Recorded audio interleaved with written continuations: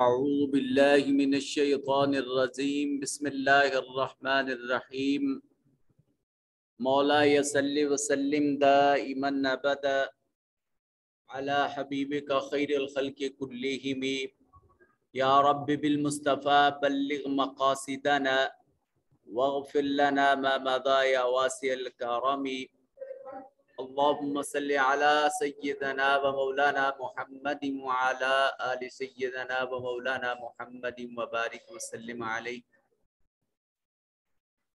اللہ رب العزت کے فضل و کرم اور آقا کریم علیہ التحیۃ و تسلیم کی نالین پاک کے تصدق سے تفہیم قرآن کے سلسلہ میں عرفان القرآن کورس کی آج کی اس نشست میں آپ اور میں جمع ہیں۔ اللہ کریم ہم سب کی حاضری اپنی بارگاہ میں قبول و منظور فرمائے اور قرآن مجید سے سچی محبت اور لگن عطا فرمائے۔ آج کا ہمارا موضوع پارہ نمبر 2 اور رکوع نمبر 11 ہے، اور آج کے سبق میں حصۃ التجوید میں ہم نے جو قانون پڑھنا ہے بڑا آسان ہے۔ حروف اقلاب، اقلاب کا معنی کیا ہے اور یہ کتنے حرف ہیں؟ اقلاب کا معنی ہے تبدیل کرنا۔ حرف اقلاب صرف ایک حرف با ہے۔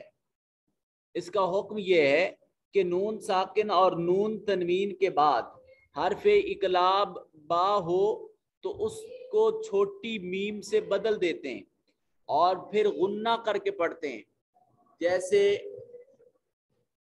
میم بعدی نون ساکن کے بعد حرف اقلاب با یہ موجود تھا تو نون کو چھوٹی میم کے ساتھ بدل دیا۔ اسی طرح ابدم بما، دال کے اوپر تنوین ہے، نون تنوین کے بعد با حرف اقلاب اور اس نون تنوین کو چھوٹی میم کے ساتھ بدل دیا ہے۔ یہ ایک بڑا سادہ سا اور بڑا اہم قانون ہے جو قرآن مجید میں اکثر مقامات پر اس کو پڑھا جاتا ہے۔ حصۃ القواعد میں ہم ابواب کی تقسیم کو پڑھ چکے تھے، آج اس سے کچھ مزید بہتر کام کرتے ہیں۔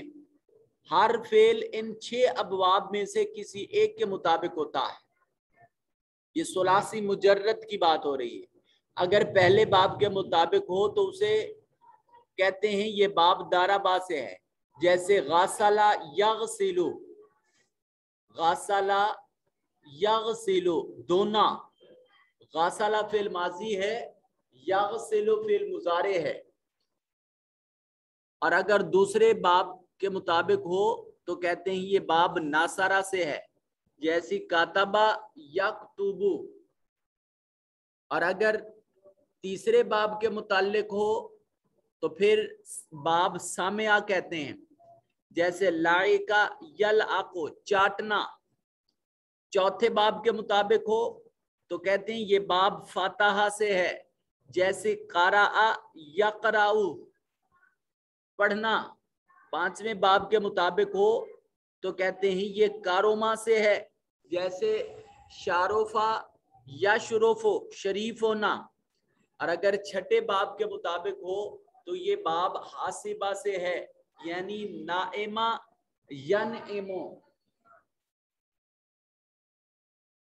آپ کے ذمہ کام یہ ہے کہ یہ غسل یغسل، کتب یکتب، لائق یلعق، قرأ یقرأ، شرف یشرف، نعم ینعم، یہ 6 ابواب ہیں۔ آپ ان میں سے کوئی سے 3 لے کر اس کی ماضی بھی اور اس کے مضارع بھی یہ گردانیں آپ نے لکھ کر چیک کروانی ہیں، اور ان کے نام اسی طرح یاد رکھنے ہیں تاکہ آپ اس کو آگے اپلائی کر سکیں۔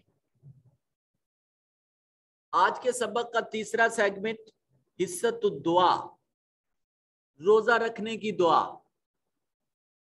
بسم اللہ الرحمن الرحیم وبصوم غد نویت من شہر رمضان اور بسوم روزے کی، غد کل آنے والا، نوئی تو میں نیت کرتا ہوں، من سے شہر رمضان رمضان کے روزے کی، اور میں کل کے رمضان کے روزے کی نیت کرتا ہوں۔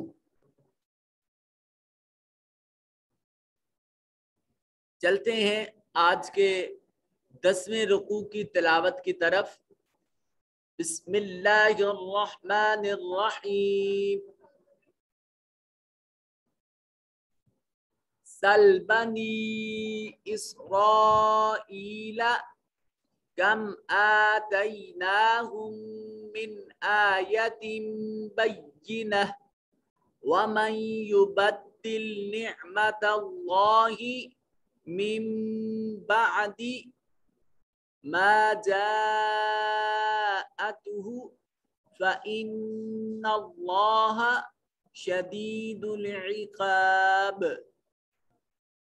بنی میں دیکھیے یہ یا ساکن ہے، ما قبل مقصور ہے، یا مدہ ہے، اور اسرائیل میں را کو موٹا اور پر کر کے پڑھا جائے گا۔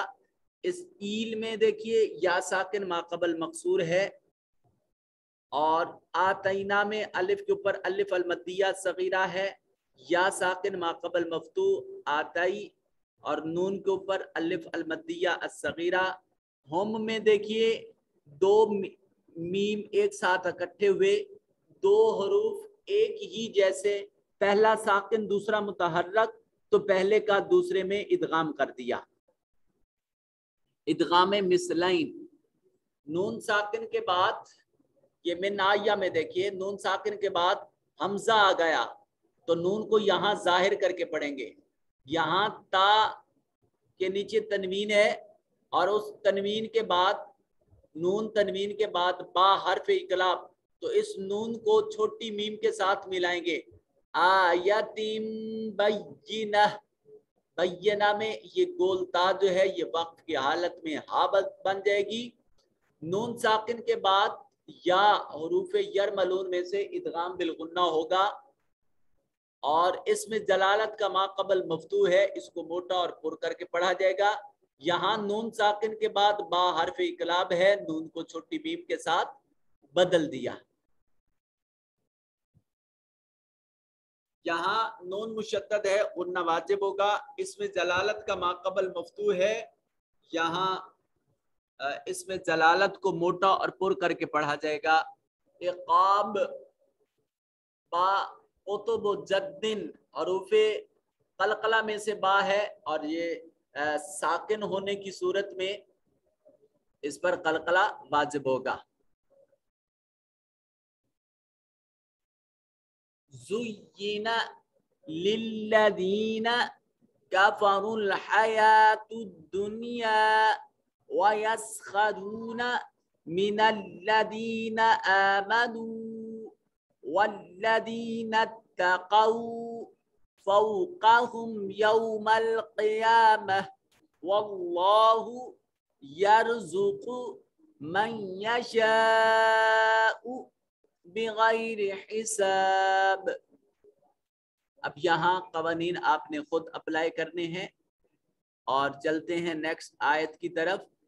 کان الناس امتا واحدہ فبعث اللہ النبیین مبشرین ومنذرین وانزل معهم الكتاب بالحق ليحكم بين الناس فيما اختلفوا فيه وما اختلف فيه إلا الذين أوتوه من بعد ما جاءتهم البينات بغيا بينهم فهدى الله الذين آمنوا لما اختلفوا فيه من الحق بإذنه والله يهدي من یشاء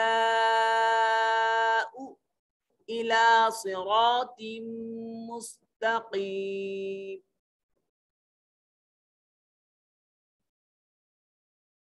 آئیے چلتے ہیں آج کے ان آیات کے ترجمہ اور تفسیر کی طرف.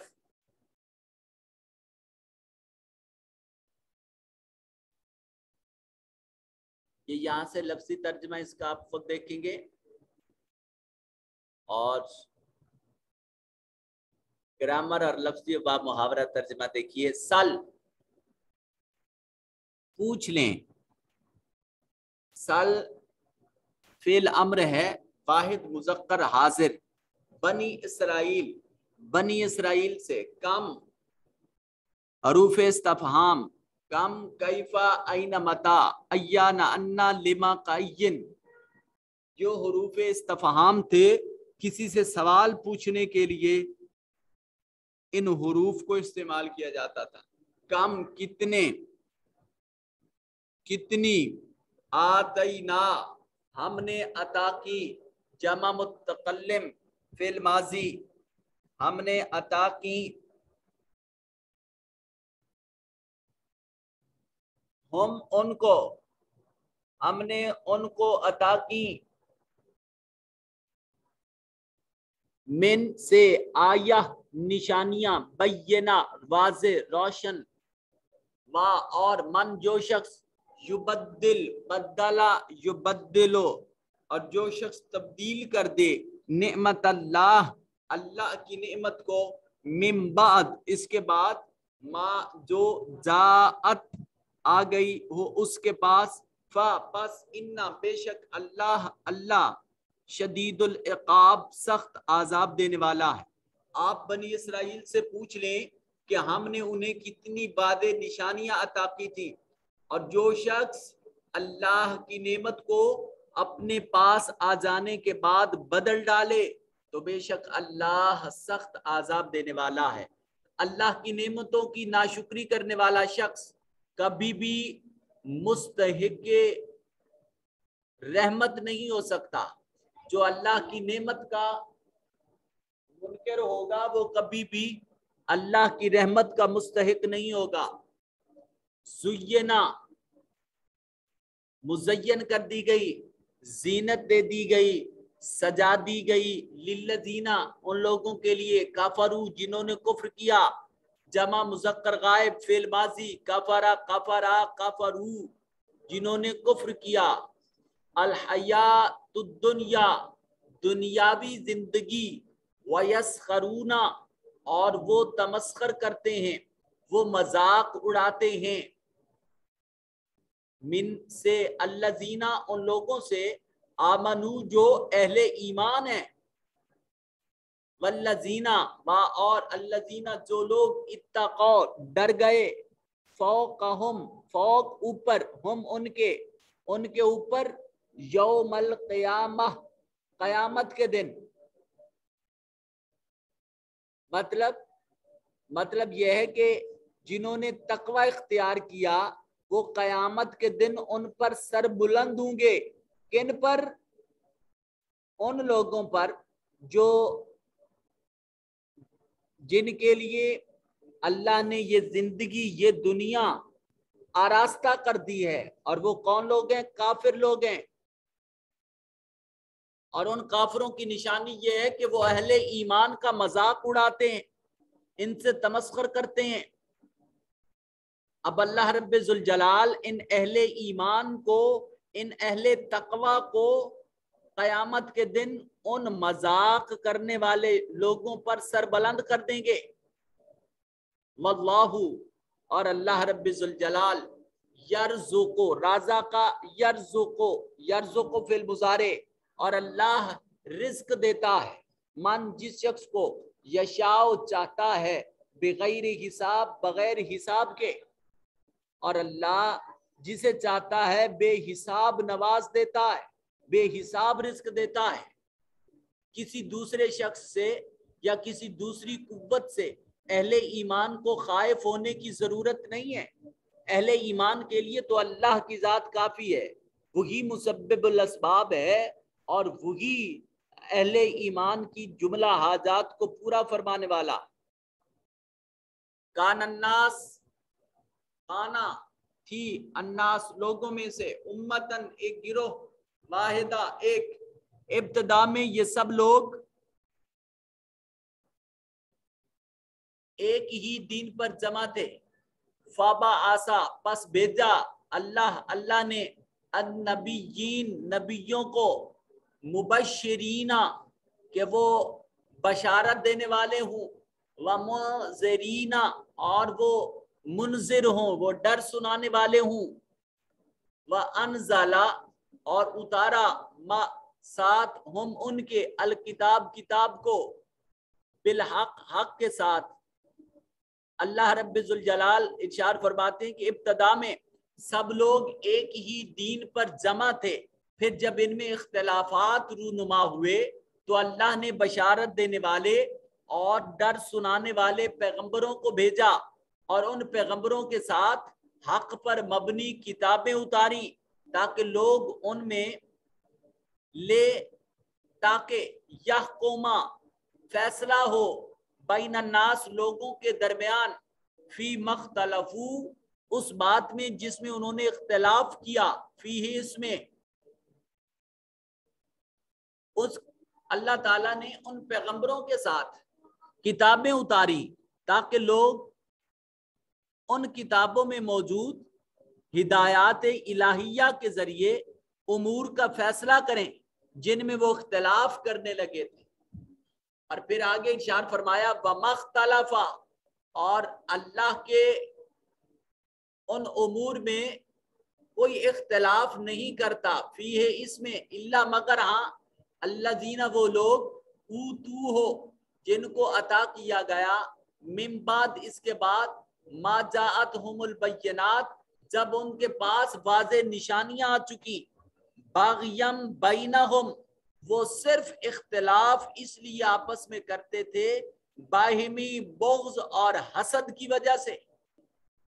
بس ایسی صورتحال میں فہد اللہ بس اللہ نے ہدایت عطا کی، الذین ان لوگوں کو، آمنو جو اہل ایمان تھے، لما اختلفوا فیہ جس میں وہ اختلاف کرتے تھے، من الحق حق بات سے، باذنہ ہی اللہ نے اپنے اذن کے ساتھ، واللہ اور اللہ تعالی یہدی ہدایت عطا کرتا ہے، من یشاء جس کو چاہتا ہے، الی صراط مستقیم سیدھے راستے کی طرف. یہ آیت سابقہ امتوں کے احوال کو بتاتے ہوئے اہل ایمان کا ایک انالیسس پیش کر رہی ہے، ایک تجزیہ پیش کیا جا رہا ہے. کہتے ہیں ابتدا میں لوگ ایک ہی دین پر جمع تھے، پھر آبادی میں اضافے کی وجہ سے لوگوں میں جب اختلافات رونما ہوئے تو پروردگار عالم نے بشارت دینے والے اور ڈر سنانے والے پیغمبروں کو بھیجا. وہ پیغمبر ان کے ساتھ حق پر مبنی کتب بھی اتاری گئی تاکہ لوگ ان پیغمبروں کی مدد سے اور اس کتاب میں جو احکامات الہیہ ہیں، اس الہامی کتاب میں احکامات الہیہ کو دیکھ کر حق پر مبنی امور پر فیصلہ کیا جائے جن جن معاملات میں وہ اختلاف کرتے تھے. اور اس میں اختلاف بھی فقط ان لوگوں نے کیا جنہیں وہ کتاب دی گئی تھی، باوجود اس کے کہ ان کے پاس واضح نشانیاں تھیں. اب ان کو اختلاف نہیں کرنا چاہیے تھا، مگر اختلاف پھر بھی اس وجہ سے کیا کہ باہمی بغض اور حسد رکھتے تھے.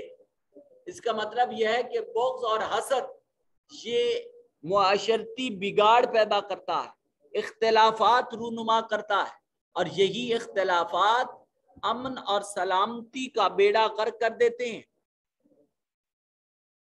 ہاں وہ لوگ جن کے دل نور ایمان سے منور تھے تو اللہ پاک نے ان کو اپنے اذن کے ساتھ ان کو ہدایت عطا کرتی ہے. تو اس کا مطلب یہ ہے کہ جس قلب میں ایمان کی روشنی اور جلا میسر ہو، جس قلب کو، اللہ اس کے لیے ہدایت کے دروازے کھول دیتا ہے اور اس کے سامنے پھر حق ظاہر کر دیا جاتا ہے جس کو وہ ایمان کی روشنی سے بخوشی قبول کر لیتا ہے۔